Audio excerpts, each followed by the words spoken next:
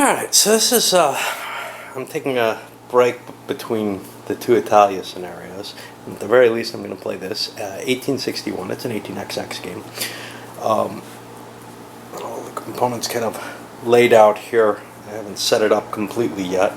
It's a Z-Man game. First time I've picked up one of these. Components seem top-notch, really. Nice sturdy pieces, and overall, you know, it looks very high quality, with perhaps the exception of the paper money. Yeah, I know some of you hate paper money.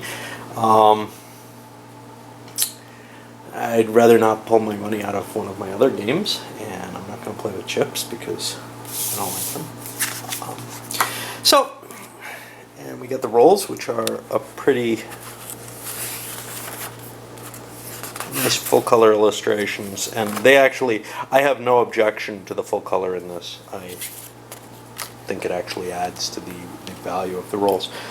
About the rules themselves, I'm going to play a 6-player game, of course, and I'm going to play with the optional trains and yada yada yada.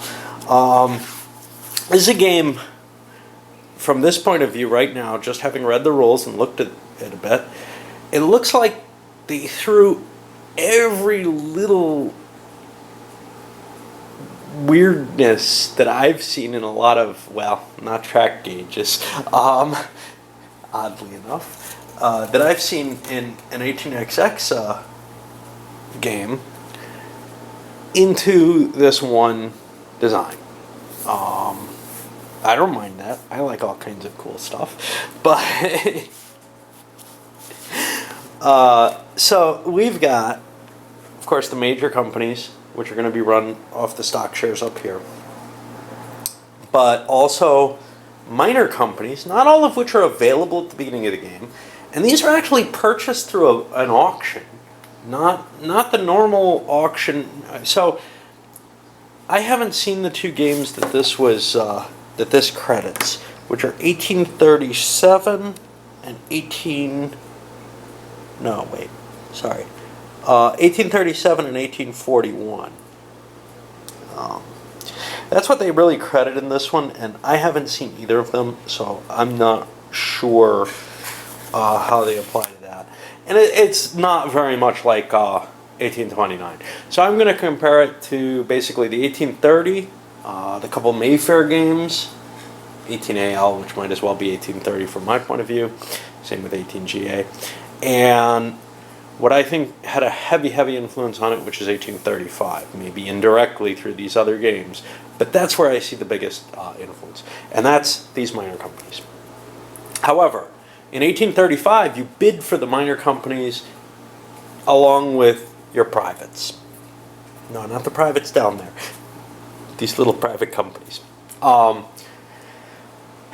And like in 1835, these run kind of as individual companies. Now, there are some things I've never seen before, which may be from some of those other designs, but for now, I'm just going to pretend they're completely new to this game, because they're new to me. So, first of all, we have a fixed number of operating rounds. The only game that reminds me of is 2038, which has that kind of, there's always going to be 2 operating rounds between each stock round. But this adds these little merger rounds. These are kind of interesting. From what I can tell from the rules description, at least, most of the major, the shareholder companies don't get started by someone putting up the cash and buying 50%, which is what you need to float. In fact, there's not a lot of cash at the beginning of the game. You've seen a 6-player game, there's only $210. Most of these apparently get started through mergers of the miners. They can also be started by a minor company upgrading itself straight up into a major. That's all very odd to me.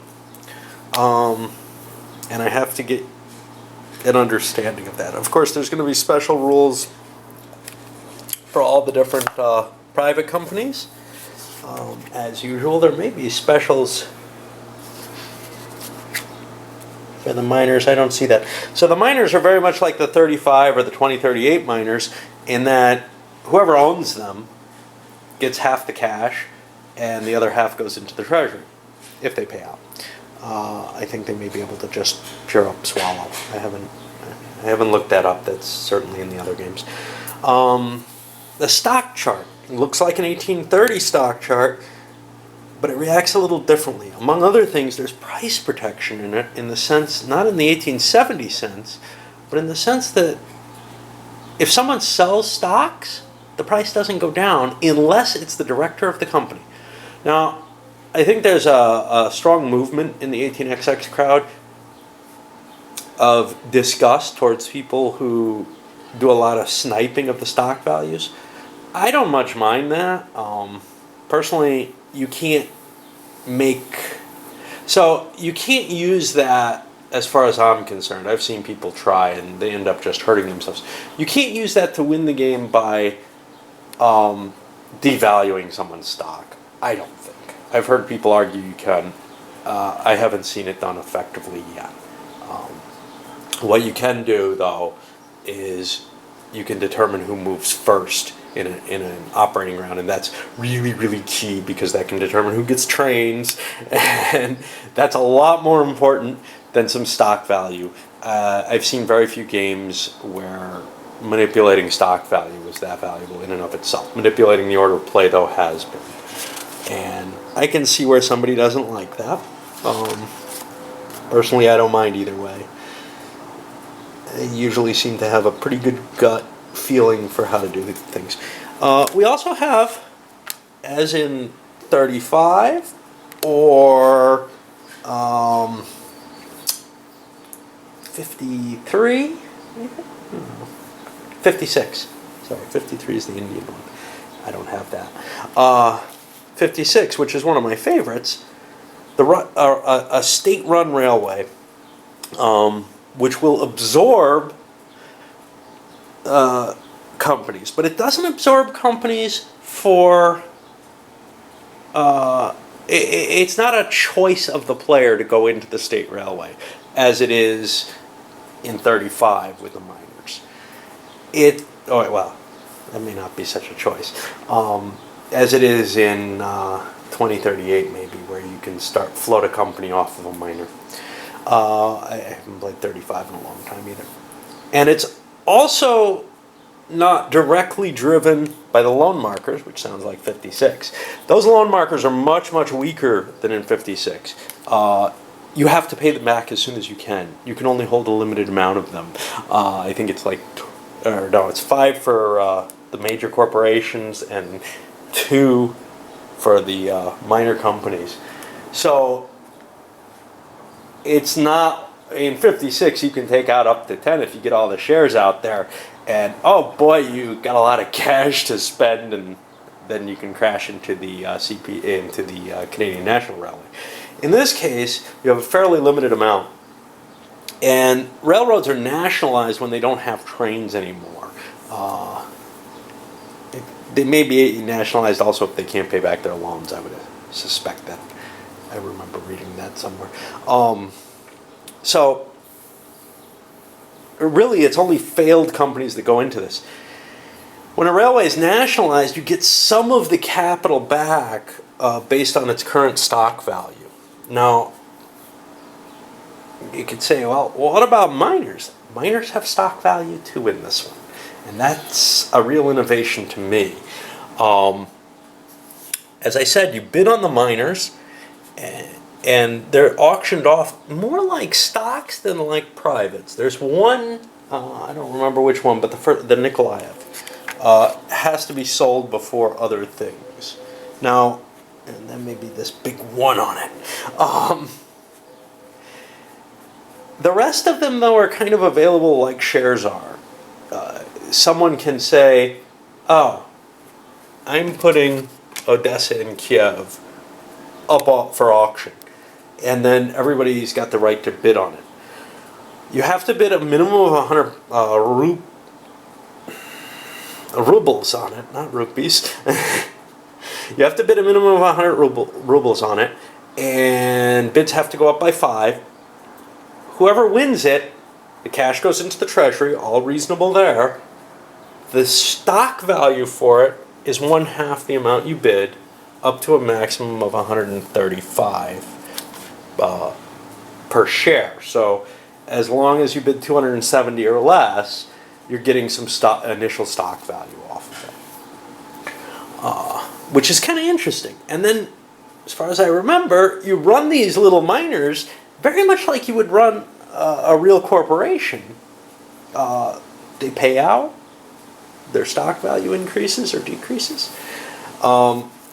That's very, very interesting to me, because it used to be, at least in 2038, you control these things. They're private little domains. Here, you're the only one with stock in it, but they're not quite as inflexibly, they've got value, and you've got to protect that value. And they're not just an income generator, or train generator, as the case may be. Now, you see mergers. So, there's rules on merging, and basically connected minor companies, up to 10 of them, can create a new public company, and the price is equal to the sum of the highest and lowest priced minor companies involved.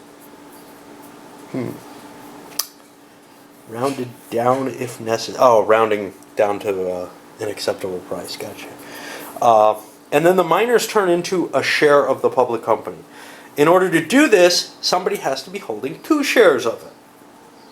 If you don't have it, well, that's allowable.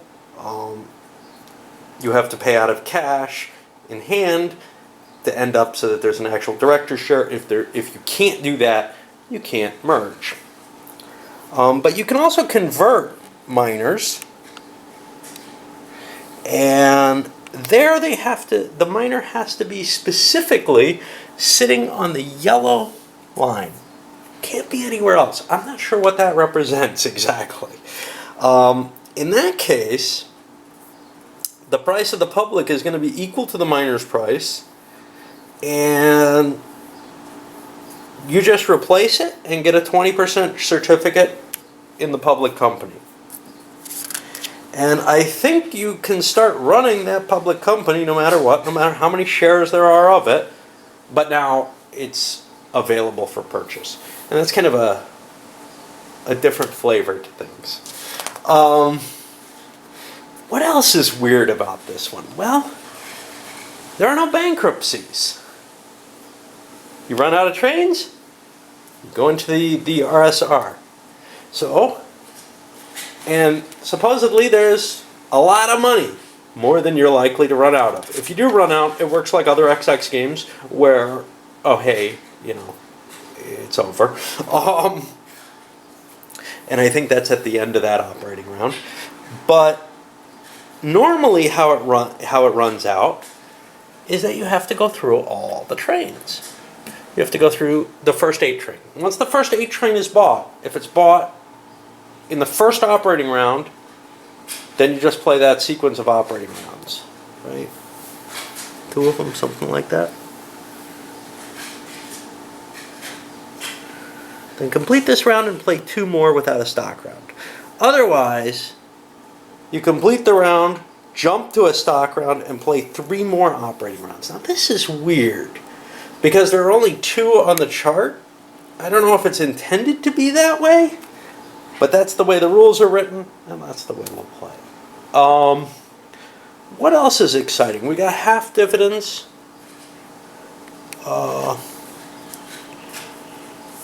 Which allow you to stay even. I think 35 had that rule as well. 70 has something kind of like it, but it moves you forward 1 space.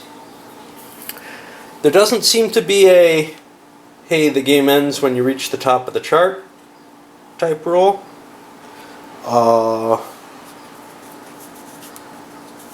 What else? So I don't know how this is going to play. It's very, very different from any XX that I've faced before. It's got some innovations. It kind of excited me when I first saw it, and this is why I paid a fortune for it. But I figure, you know, it's 1861. I can pay around 60 something. I actually paid about 70, I think, with shipping. I don't remember what, 75 maybe. Way more than I normally would pay for a game, but this one looked really cool. So I don't mind paying 60 for this because it's 1861, but you know, 1835 I'd only pay 30 something for. Right? I don't know. This one definitely excited me. I am so far excited by it, but I was excited by 35 when I first saw it, and the first couple of times I played it, but realized it's a little too stagnant feeling. It doesn't have the same cutthroat behavior. This one doesn't look like there are too few railroads, which is the big gripe I have in 35. I've got 8 corporations and a ton of these suckers. One thing about the RSR is that nobody makes money off of it. It's just sort of a place where railroads go to die, as it were. It buys trains and pushes the timeline forward, but it doesn't really. It's not like the Canadian National Railway or the Prussian Railway in 56 or 35. It's more of a real national run railway. You can't make money off of it. So we'll see what happens. Ending value of stocks, I believe if you have loans out that are unpaid, it reduces your stock value, which is kind of cool. And just all kind of weird stuff that I want to see how this plays out. And we'll be looking at it in a minute.